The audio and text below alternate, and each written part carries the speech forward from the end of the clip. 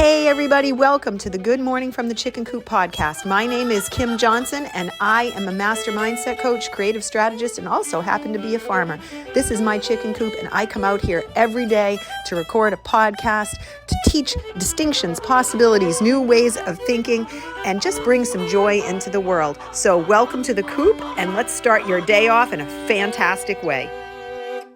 Hey everybody, good morning from the chicken coop. You know, there's this whole idea of overstretching, and the concept is actually pretty cool when you put yourself on this path of really working extraordinarily hard at something, towards something, and then you pull yourself back after a period of time. It seems like, wow, I don't have anything to do, or wow, I am all of a sudden, I've got all this extra time on my hands. And what is so fascinating to me about this and what I love it is I've had a couple of these incidences where I am recently, especially with the garden and everything else, I've had so many things that have pulled me to push me really, really hard.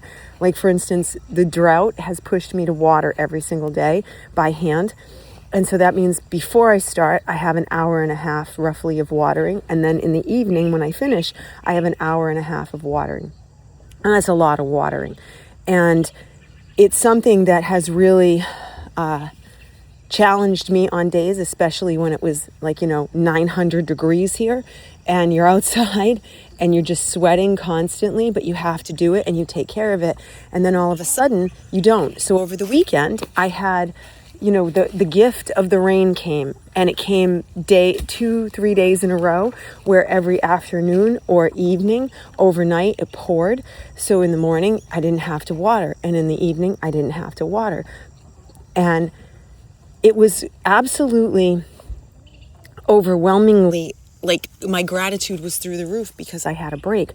So I could do something else with that time. And I was almost like I didn't know what to do with that time. And then I remembered every bit of my travel when I worked for Tony Robbins and how I would work like a crazy woman the whole time I was gone. And then I would come home and I would have all this time because I had worked 21 to 30 days insanely hard. And then I would have a month off. And that first week home, I wouldn't know what to do with myself. I would be like, wait, what? I would wake up anxious that I didn't have anything to do. I would wake up like, oh my gosh, what am I supposed to be doing? And I would feel overwhelmed by the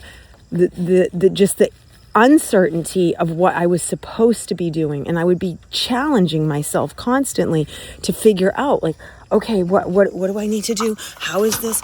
What should I be looking at? And it was a very strange experience for me. And then I just decided, okay, you know what? I had to let it go. And then by the second and third week, I was okay. And then I would get into the rhythm of doing different things. But it just reminds me constantly of how adaptable we are as human beings and how we can shift ourselves constantly. So I did a very good job adapting this season and getting the results I wanted through this unbelievable, they're referring to it as an exceptional drought, and it is an exceptional drought. It's still not done. The pond is still down. We think it's about 5 feet down.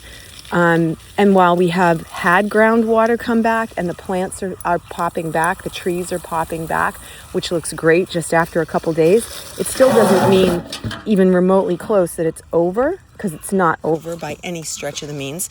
It's just in that state of, we've got a little reprieve. And hopefully over the next couple of days, we're going to get more and we'll be able to see, in one rain bomb, we could have it all fixed. So we just need a rain bomb.